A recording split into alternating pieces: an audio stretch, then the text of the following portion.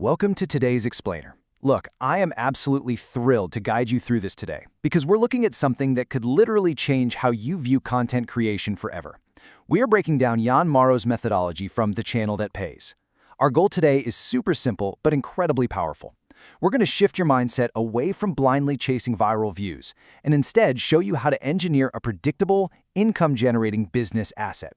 If you've ever felt like you're putting in endless hours of work for basically pennies, well, this explainer is exactly what you need.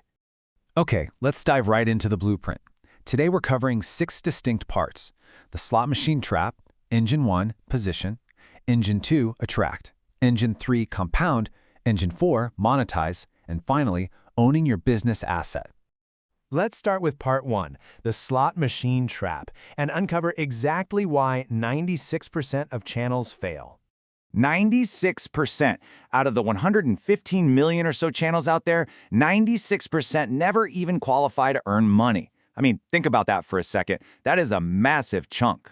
And it's not because these creators lack talent or, work ethic. It's because they treat the platform like a literal slot machine. You pull the lever by uploading a video, you cross your fingers, and you just pray the algorithm rewards you. But here's the hard truth from our source material. A slot machine is mathematically designed for you to lose over time. A channel, however, that can actually be engineered to win. To break out of that trap, we need a massive paradigm shift. Think about it like this: the busker versus the jukebox. Most side hustle creators basically act like buskers on the street. You play a song or, upload a video and you pass the hat. You only earn while you are actively performing. The second you stop playing, the money stops instantly. But your real goal? Your goal should be to build a jukebox. A jukebox sits in the corner and earns whenever someone wants a song, even at 3 a.m. while you are completely fast asleep.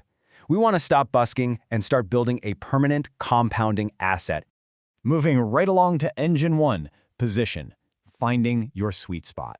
Right, so before you ever even touch a camera, you've got to swallow a bit of a hard truth. You have to intentionally position your channel and decide exactly who it is for. There are 3 mandatory overlapping elements to finding your niche sweet spot.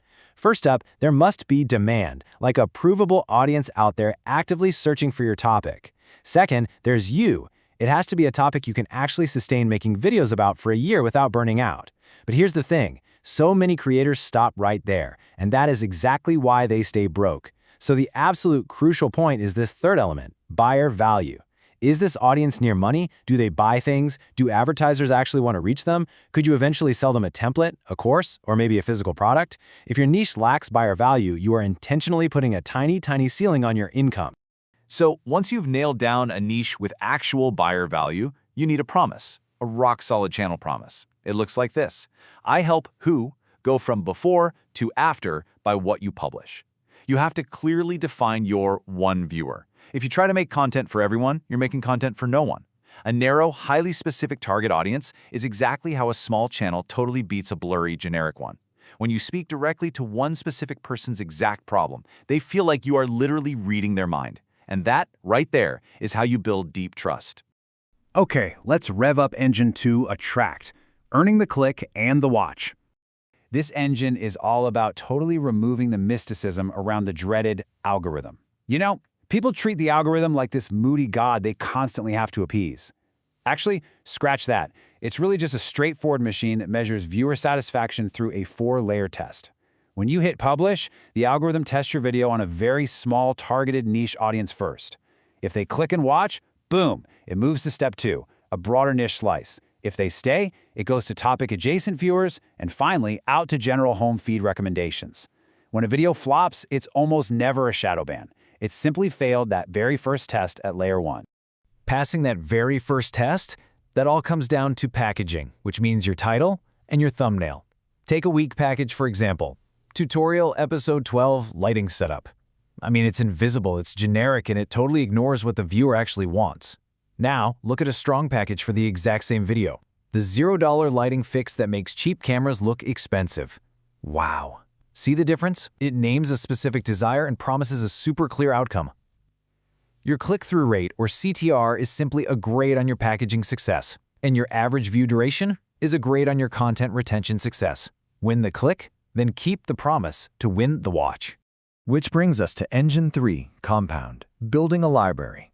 This right here is where you finally stop stressing over your latest weekly upload and start viewing your whole channel as a compounding asset. To build that library, you really need to understand the difference between topical and evergreen content.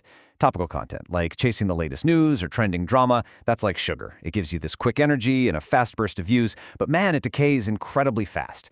Evergreen content, on the other hand, is like protein.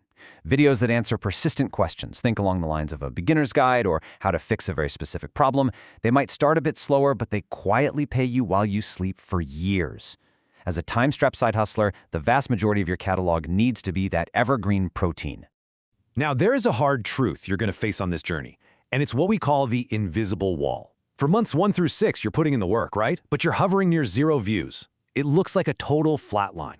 This is exactly where most people throw in the towel because they think the whole system is broken. But hang in there, because right around month 8 or 9, your evergreen videos start to reinforce each other. The algorithm finally understands your specific cluster of content, trust builds up, and that line suddenly bends upward. By month 18, you are seeing massive compounded growth. Consistency is incredibly boring at first, for sure, but you absolutely must keep laying those bricks straight through that flatline phase. All right, on to Engine 4, monetize. Stacking the revenue. This is the fun part. This is where you actually turn that attention into real, diversified income. But to do that, we gotta bust a massive myth right off the bat: CPM versus RPM. CPM is what advertisers pay the platform. It's this big, flashy headline number everybody talks about. But RPM, revenue per mil, that is your actual take-home cut after the platform takes its nearly 45% share. Relying purely on the partner program and expecting your RPM to match those crazy viral CPM screenshots you see online is the exact reason so many creators falsely believe the platform doesn't pay. Listen closely. Ad revenue is just the floor of your business. It is absolutely not the ceiling. To truly make a channel pay, you've got to build a revenue stack. You start at the very bottom with ad revenue and channel memberships. Then you layer on affiliate income, which, by the way, costs you literally nothing to start and scales purely on the trust you've built with your audience. Then come sponsorships, because brands absolutely love highly targeted niches. Next up, you introduce high-margin digital products. Think guides, cheat sheets, or templates, followed by one-on-one services or consulting. And at the very top of the stack is physical products. A really successful operator diversifies this entire stack so that if ad rates drop during a bad season, the whole business doesn't just sink. I want to pause here on a truth that honestly holds so many creators back. Providing value and getting paid are absolutely not opposites. No way. So many creators just refuse to sell to their audience out of this false sense of integrity. But refusing to sell doesn't make you pure. It just limits your income, and it totally deprives your viewers of the deeper, structured help they actively want from you. If you genuinely help someone for free, offering a paid way to help them even further is really just the natural completion of that service. Finally, Section 6, owning your business asset, going beyond the platform.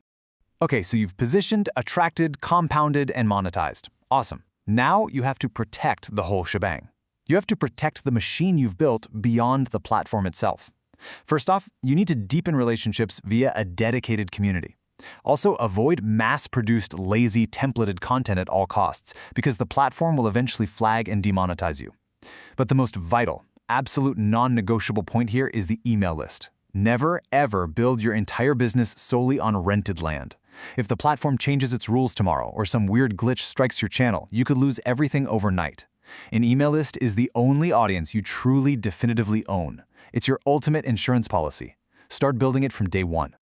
So I want to leave you with a real provocative question today. Now that you have the exact blueprint, what will your first 90 days look like? Are you going to keep waiting for some sudden burst of motivation and keep playing the slot machine?